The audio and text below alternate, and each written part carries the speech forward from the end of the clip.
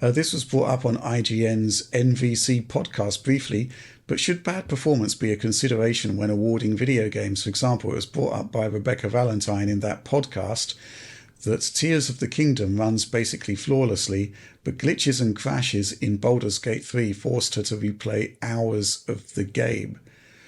So, John, I guess this question is like, should a game be be penalised, lose score if there are bugs and performance issues? I guess from our perspective, it's a simple question, right? The answer is yes, should be.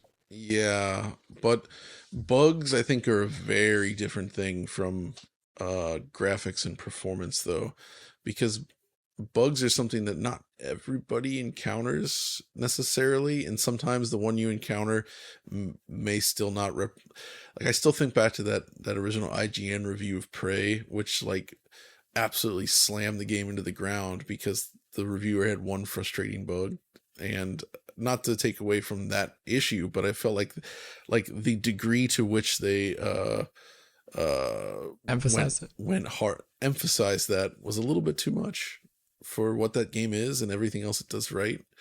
But man, it's tricky. Like with Cyberpunk 2077, my first run, like the bugs were an issue when it launched for sure, no doubt.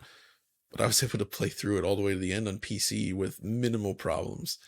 Like it was largely a polished enough feeling experience that I wouldn't say I had a good time with it nonetheless. But if I had run into frustrating bugs, maybe I'd feel different. Depends on the nature of how frustrating they are, I guess, as well. But in terms of performance stuff absolutely should have an impact, I think, because that's not something that you may or may not miss. It's something you will have no matter what if the game launches in that state, and it can affect just the playability and experience of playing through the game in a very negative way. I think loading times as well can be something, if done really badly, that can absolutely destroy the experience. Right. But I mean, the topic is tricky though, because everybody has a different tolerance for this stuff, and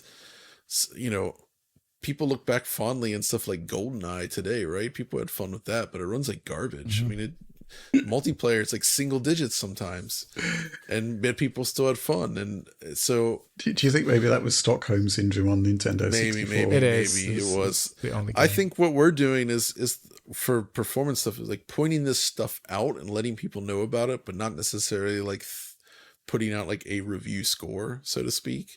Right. No, it's more like here's the thing here's how this runs. Here's what you can expect. Maybe you enjoy it. Maybe you won't. You should know for yourself whether those are a problem for you. I mean, I've played some games this year that run like absolute garbage, but I still enjoyed them a lot. Despite that, I'm annoyed at the performance problems, but it didn't completely rob my enjoyment from them. I think it's worth noting that that's a problem. Mm-hmm.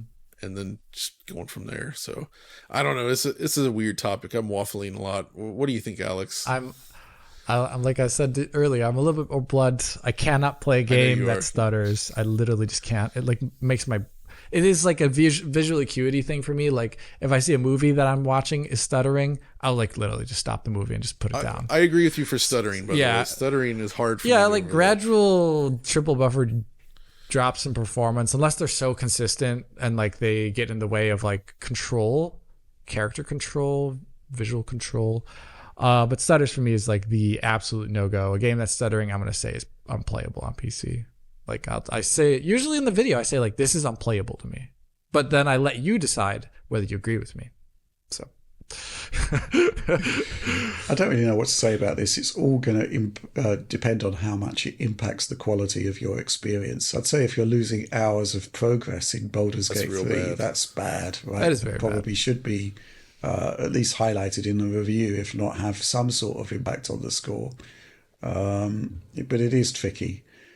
Very, very tricky to actually factor that in. But, good QA has certainly been an issue this year. Tech QA for sure.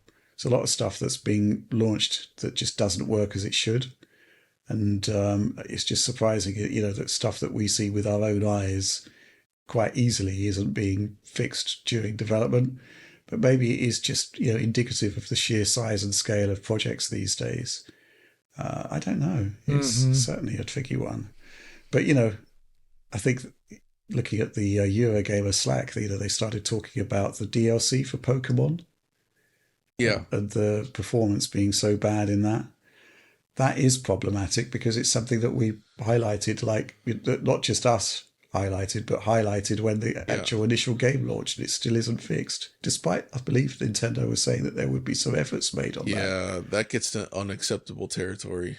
Yeah. For sure. All I can really say at this point is I'm glad we don't give scores, but we definitely highlight the stuff that is annoying and frustrating to us, especially from a technical perspective when it comes to reviews. I guess, some people could just power through and not be concerned about it. And that brings us to the whole runs fine on my PC meme, which basically transformed into runs fine on my Switch in the wake of the Arkham Knight debacle. Right. Oh gosh, that's right. There were people actually talking about that, saying it was fine for me.